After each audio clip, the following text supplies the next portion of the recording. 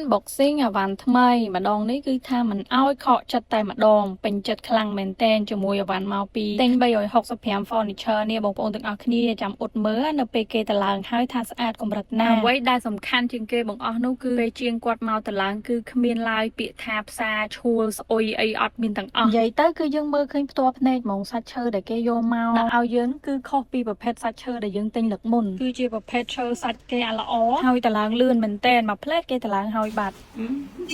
មិនមែនតែឡើងសាក់ខ្លឹមទូសាក់ខ្លឹមទូថ្មីយើងសាក់មើលអីអញ្ចឹងណាវាដែរណាតែគេបាន unboxing ហ្នឹង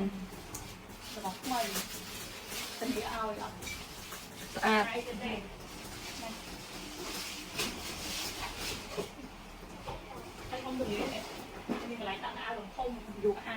គាត់ណាគេរៀបចំឲ្យភ្លាមគឺខ្ញុំចាប់ផ្ដើម unboxing ហើយថងហើយអីសុំគេឲ្យដល់ខ្លួនឯងហ្មងហើយទាញមកឡើងរូអត់មានខ្លាចរបកថ្នាំរបកអីចេញមកឯណាគឺថាគេរបស់គេនេះគឺស្អាតមែនតែន smooth ល្អហើយសាច់ឈើគេនិយាយពីថាយើងមើលតែខាងក្រៅយើងមើលតែខាងក្នុងក៏ដឹងថាល្អដែរគ្មានក្លិនគ្មានផ្សាហើយនេះគឺជាអាវ៉ាន់បងម៉ាដែលទាំងអស់គ្នាដែលសារតាកៅអីដែលខ្ញុំទិញឲ្យគាត់លើកមុនជាឈុតតុកឈុតអីហ្នឹងគឺ5-6 ឆ្នាំហើយឥឡូវទៅបានដូរកៅអីថ្មីឲ្យដោយសារតែនោះកង់វាលេងចង់រត់ដែរវារៀងចំណាស់ឆ្នាំដែរហើយដោយសារតែកៅអីនេះឃើញទូទៅវាស៊ីជាមួយគាត់ទៅវាខ្ជីខ្ជូទៅតាមពិតមិនទាន់ដល់ពេលត្រូវទិញទេប៉ុន្តែទៅដល់មើលឃើញស្អាតហើយចំពេលដែលហាងគេប្រម៉ូសិន 70% ទៀតផងណាចាប់យកហ្មងទិញឲ្យហើយទៅកុំឲ្យអាណិតសម្រាប់បងប្អូនចង់បានឈុតសង្ហារឹមតុកទូកៅអៅតុកសំអាងនិយាយទៅគ្រឿងផ្ទះបាយសង្គ្រប់មុខសពបែបយ៉ាងគ្រឿងសង្ហារឹមអាចទៅបាននៅទិញ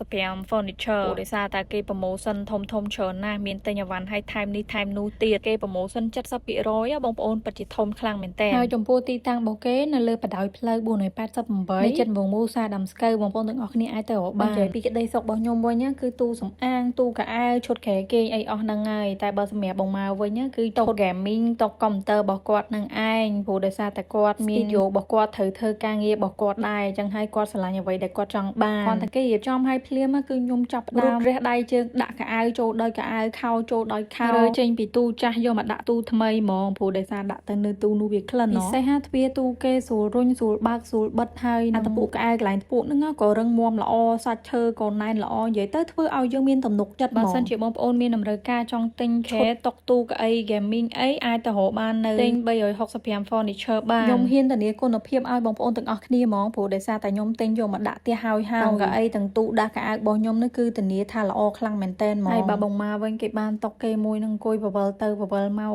ដូចធុងតិចគូតដល់ហើយតែទូថ្មីយើងទូថ្មីយើងចូលនេះគឺស្រួលណាចំណេញស្ប៉ែណានេះកន្លែងនេះបើយើងយកពណ៌ខ្មៅទៅដាក់ស្អាតតែគាត់ថាយើងចង់បដូរពណ៌ឲ្យវាមានពណ៌ខ្លះក្នុងតុកយើងទៅឈប់ខេអីខ្មៅដែរកៅប៉ុណ្ណឹងដាក់ចង់អស់ណា